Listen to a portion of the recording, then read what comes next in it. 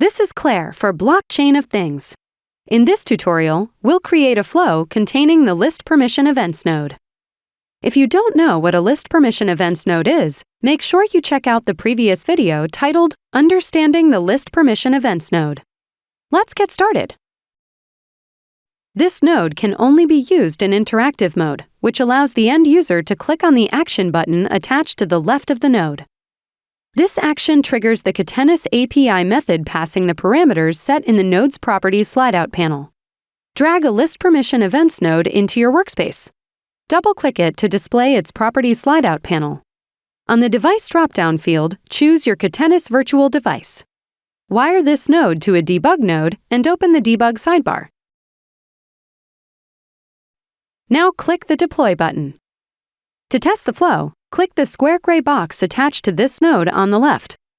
A JSON object containing all possible permission events should now be printed to the debug sidebar. Great work! Now that you know how to create a flow using the List Permission Events node, it's time to move on to our next tutorial, where you'll learn all about the Retrieve Permission Rights node.